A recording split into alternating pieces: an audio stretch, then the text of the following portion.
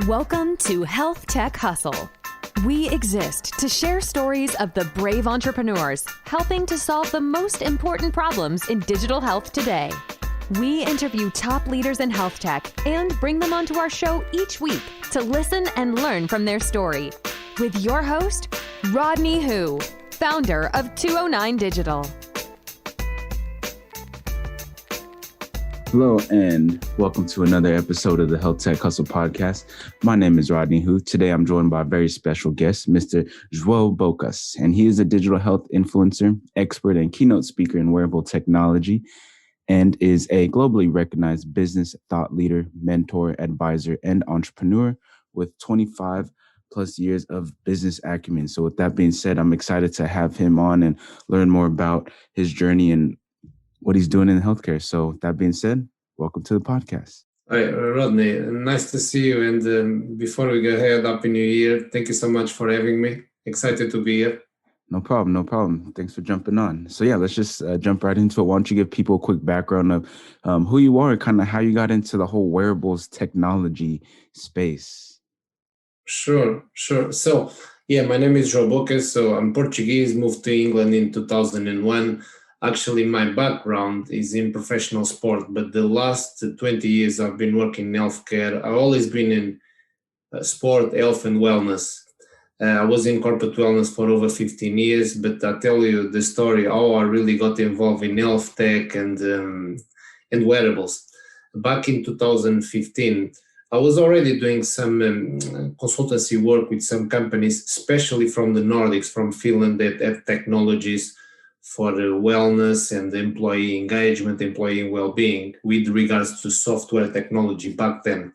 But in 2015, I was doing a healthcare startup with a business partner, and we had a big plan to have a data analytics platform to gather all the data from wearables and then create meaningful insights in terms of breaking the data down and do predictive analytics. So 2016 kind of brought me into the digital health revolution, if you like. Okay. And so you kind of got into this whole digital health thing back in 2016. Is when you did, what kind of caught your attention? What kind of made you gravitate towards wearables? Was there like one thing that kind of stuck out to you that really captured your interest? Well, as I mentioned, I was already in professional sports and I was in health and fitness, and I was also advising companies on employee well-being in terms of wellness engagement programs. I was doing corporate wellness workshops in London, and I was working with a couple of large and small clients, but I had a Channel 4 in London. I was doing stress management workshops, resilience stuff, and all around wellness.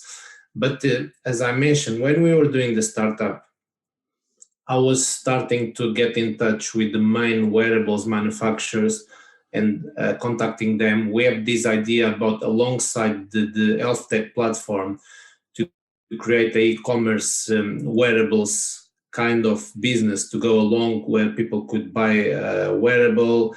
And my job back then, I was the business guy and doing the business development.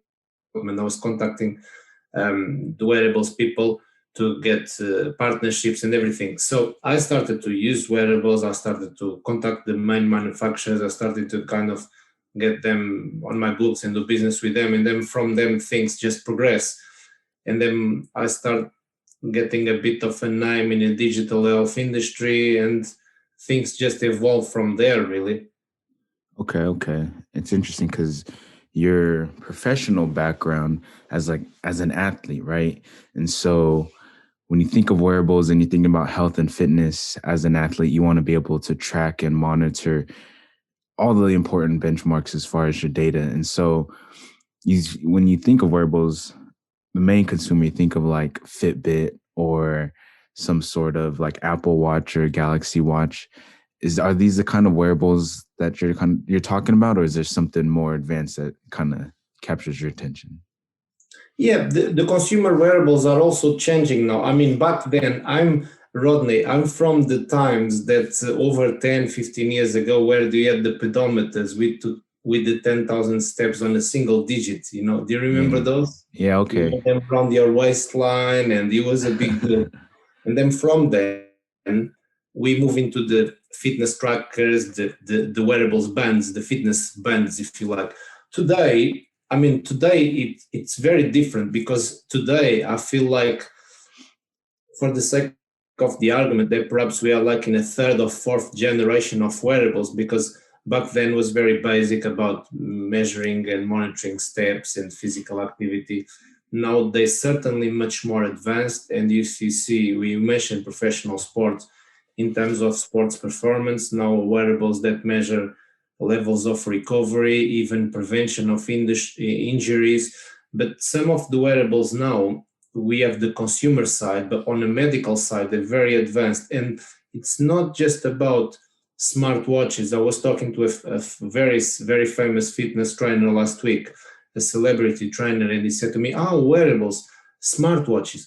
Well, wearables are not just smartwatches. And also, I think the wearables now are really moving away from smartwatches, because we have the sensors, we have things such as smart belts, we have the smart rings. I mean, it's so much going on now that the wearables are in many shapes and forms. Yeah, okay. Yeah, that makes sense. And so you're talking like everybody as far as companies, influencers, fitness experts. And so you kind of have a holistic view of kind of what's going on in the industry. And so as the wearables guy, what sort of trends are you seeing? Like, is there any direction where you see wearables going towards? Yeah, certainly. Well, I've been saying, Rodney, I've been saying since 2016, this is the year of wearables, 2016, 2017, 2018. I've been saying that for the last 5-6 years. But I truly believe that 2021 will be really the year of wearables, for a couple of reasons. One, the mass market adoption is there in terms of the consumer wearables. You see, for example, the Garmin and Apple, Samsung, Huawei, now they have the smartwatches. The consumer market is actually growing 30% year on. So it's very, people are using wearables, they're interested in their health and well-being and everything. And then we have the medical side, where there is so much innovation going on, and wearables are taking a different stake now, are really enablers. And also, I think there will be a kind of an essential piece of the healthcare delivery of the future, because you can remote monitoring people, you can get data insights without being in a room. The other day, I was talking to another influencer, and he was saying that there is a lady in Massachusetts doing an innovation that you can gather information from one room, like remote gathering of information from another room. And that's like groundbreaking, because you have sensors, you have now connectivity that enables to do really groundbreaking things, Awesome. That's awesome. So you said wearables were the future back in 2016. And so we're a couple years down the road, and I feel like there's still a lot of potential for wearables. And so when you're thinking about wearables, what sort of obstacles, I guess, do you think the industry needs to overcome to kind of increase that mass market adoption that you're saying? Because I know, as far as like from a consumer standpoint, you see a lot of people doing that, but is there any sort of resistance from like the healthcare side of things, and how's that working? Yeah, you mentioned to me with regards to the trends. I want to mention, I didn't kind of mention that, but I want to see, we are in, I love the fashion tech side of things, because we talk about, for example, the smart rings, the smart belts, smart shoes, where you can kind of combine. That's why I believe we are kind of moving away from the only wristband based wearables. So that's very exciting, fashion tech, if you like. Another big trend that I've been seeing is femtech, women's health innovation, where you can have a wearable to gather the best, for example, the best period of the month to conceive, to become pregnant, or to control your menstrual cycles. There are so many things now appearing in the marketplace, really groundbreaking innovation around women's health. But the sensing technologies that have been there for quite some time now are very advanced, and we're seeing the sensors with much more capability, being smaller, with a better battery life, and they can go anywhere. You see, for example, smart clothing now is a big trend. You can have a shirt or a piece of clothing that has a sensor, and all these capabilities are there. It doesn't have to be on your wrist. But with regards to the barriers that you mentioned, I actually done a 159 pages report last year, about a year project. And one of the things that we found was, in terms of barriers, device barriers, we have security issues, we have interoperability issues in terms of communication. I mean, and we also have mistrust from the user. From the user perspective, we have another couple of barriers that are important. The long-term engagement is always an issue with wearables, because we are human beings, we forget to use them, we leave them on the top of the fridge, we forget to charge them. I mean, it seems very normal, but that's the reality. But also, one of the things, the gaps that are also in place is the health education is always a missing link with regards to health. And with regards to wearables, some of the you don't have much guidance, and you don't have like a truly personalized approach, because everybody is different, right? You might use a wearable. I mean, I'm interested in my sleep, I'm not interested in my steps, for example. For you, it might be different.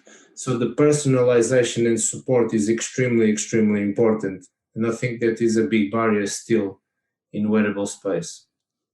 Okay, that makes sense. And so you kind of mentioned some variables that we need to jump over, but what sort of advice would you have for these wearable companies when they're trying to reach the market, whether it's the consumers or the healthcare organizations? And how do you get people excited about healthcare technology and wearable technology?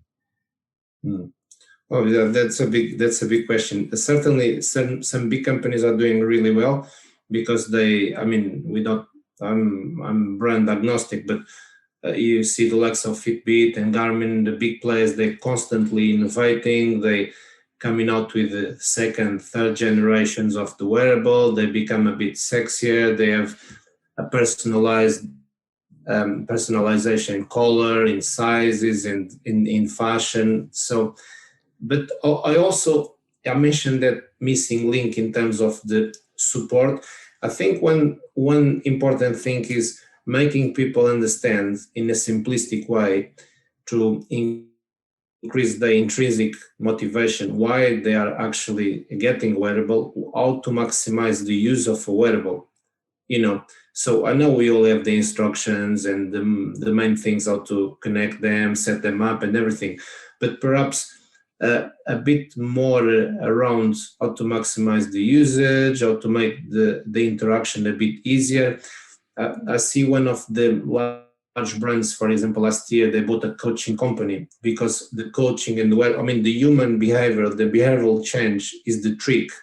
Everybody thinks, I get the wearable, I'm going to lose 30 pounds or 20 pounds, and the wearable on its own is not going to make the miracle. The miracle lies with the human being, with us modifying our behavior. So I think it's a big piece around behavior modification, education, engagement.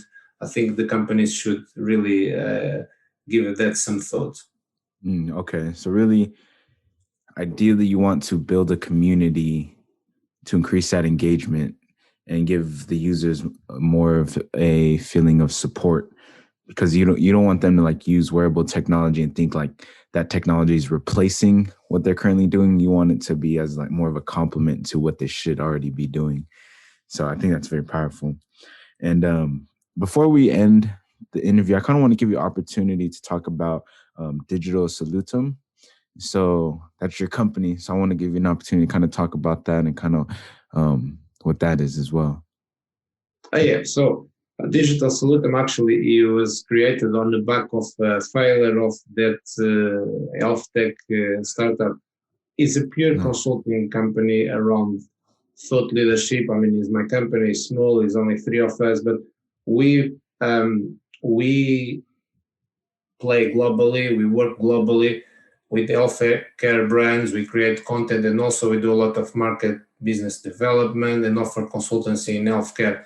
So lead by myself, I have a big network and some expertise gained throughout the years, and that's what the business, that's what Digital Solutem is all about, is about healthcare innovation and digital health, really. Okay. So you really just work with a lot of healthcare companies on how they can improve their healthcare technology offers?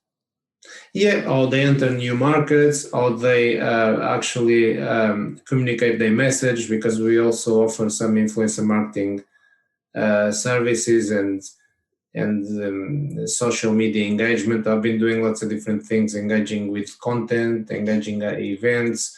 The last year was actually really good for me because I started to work with some large technology players, some large companies that, of course, have an interest in healthcare, big tech brands. So we work with tech brands, helping them to understand the healthcare space.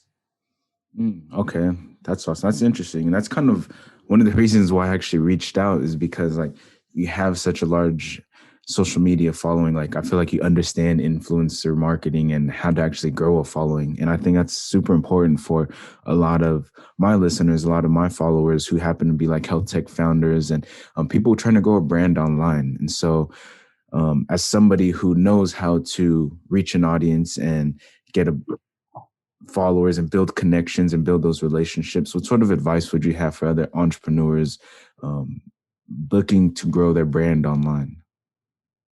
Sure.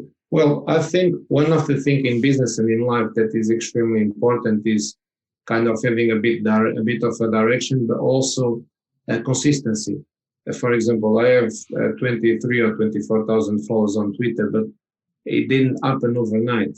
I've been doing it for 7 or 8 years. I got about 17,000 on LinkedIn, but that's it's nearly a decade of hard work. I joined LinkedIn in 2010, doing some corporate wellness, connecting with people, and everything. I would say everything takes time. Be patient, be consistent, and connect with others. I mean, it seems very logical. Of course, I connect with you, you connect with me, but connect with other influencers. I mean, behind an account is a person. Even behind a big tech brand is a person, yeah, running a social media. I think that in early days really helped me, because perhaps the community was a bit smaller, but I start to reach out with other influencers. I learn what they're doing, post some interesting content, don't self-promote too much. Even though I promote myself, I try to kind of have interesting content for the audience. But I publish your stuff, I publish good news, and then I publish a bit about me. So I have a combination of things, of the way we do things. And the way we do things, we can learn from others that been on a path before. And I think that is extremely important. It's a bit of a learning lesson, really. See the ones that are successful, the way they're doing, and try to replicate that in your own way. So that's what I would say. Okay. Yeah. One thing really stuck out to me when you're answering that is the consistency, right? Another saying that sticks out is, if you want to go fast, go alone, but if you want to go far, go together. And I think that's really the power of influencer marketing, because you're connecting with other like-minded individuals who may not be working on something exactly like you're working on, but with something similar. And so when you have those synergies and you find those like-minded individuals, you can definitely go a lot farther in what you're trying to do. And so my next question is, like, I know a lot of healthcare entrepreneurs, like when they think of social media and they think of influencers, they think like, oh, I just have to have a lot of followers. Like I just have to do a lot of speaking engagements or whatever. But what is like the impact of actually having that following, and what sort of opportunities can you expect from actually focusing on trying to grow your brand online? Yeah, sure. Well, you reach a wider audience because people are online. I'll give you an example. I know I'm Portuguese, I'm based in UK for the last 20 years, but half of my following is US based, which is kind of incredible, because healthcare is very big, but 50% of my following is US. I would say, again, like the quality of the content, it's great because it creates opportunities. I mean, speaking engagements and consultancy, and also you attract brands that are doing work in that space. But it's very powerful the digital world, and certainly now with the COVID, the major brands realize that everybody's adjusting, isn't it? So I think some of the influencers perhaps have a bit of an advantage because they doing the digital engagement for quite some time. I mean, do I other things? They have not changed much. I'm not traveling at the moment, as nobody else is, but I'm still doing my stuff online. And I mean, we're doing the podcast, but I'm doing my content and Twitter and blogs. And so it's important to kind of also have a bit of a dynamic strategy to reach people in different ways. So, and with others, as you mentioned, go together, go with others. Going with others is extremely important. Okay, awesome. And I think that's a good way to end the main segment of the podcast. And we've been talking a lot about wearables. We're talking a lot about different technologies that are out there. But I want to end the interview on a little lighter exercise with something I call the rapid fire round. So I'm going to ask you a set of questions and you just give me whatever answer you come up with. Okay? All right. Question number 1. What is your favorite book of all time? Sorry, you cut off there. My favorite? Oh, what is your favorite book of all time? Ah, wow, good question. I'm not a big reader. When I was younger, I read more. I used to read more. I studied for a long time in UK, but I like a book that I've been kind of digesting, which is a bit of a business book about the 10x rule by Grant Cardone, which is about pushing your ability to do business, if you like. It's called the 10x rule. Okay. Yeah, I've heard of that. I never read it, but let me know how it is. Number 2, who is the most influential person in your life or career? Wow, that's a difficult one because we're talking about business and we're talking about career and improving, but I think in here I'm going on my personal side. Even though I'm influenced by many people on the business side, I follow a lot of the big Instagram influencers with millions of followers. I like sport, I like motivation, I like healthcare, I like the big stuff. But in here I'm going on my personal side. I think it was my grandmother. She's not alive anymore because she gave me my value-based system and my values and my beliefs. So definitely my grandmother. Awesome. Shout out to your grandmother. What is one goal you want to accomplish this year? Start of the new year, 2021. That's also a difficult one because I always have like big goals. I just work on my dreams and, I always want to accomplish a lot. But I'm launching my new YouTube channel and I have this big vision to create a big channel in healthcare. Make that successful is perhaps a big goal for 2021, but I have others, I want to do some charity work, which is not possible at the moment because we can't travel. But I have a couple of things that I would like to accomplish in 2021. But perhaps the YouTube channel to be successful is the main one at present. Got you. Then last but not least, what is one piece of advice you would give to your 20-year-old self? Oh, I wish I was 20 again. That's for sure. And know what I know today. But that's impossible, right? Yeah, you can't have 40 years of life wisdom and be 20-year-old. But I would say, let's see if I can do this kind of self-talk. I'm not self-talk because this is for the honest, for other people to learn and to digest. But I would try certainly more things more often, different things more often. For example, if you're talking about entrepreneurship, perhaps do things in a different way, try different sectors, and fail faster. And because when you fail, you learn a lot what didn't work. So you're always closer to what's going to work. So the more you fail, is a bit of a paradox, isn't it? Yeah. Because the more you fail, the more likely to be successful you are. So I would say fail, and push yourself to fail. Fail your way to success. You got to push yourself, kind of like that Grant Cardone 10X rule. But yeah, I think that's a perfect way to end today's episode. Just want to thank you again for jumping on and just kind of sharing your journey really and your expertise in everything wearables. But before we go, where could people connect with you, learn more about you, and actually, what can people learn on your YouTube channel that you plan on starting?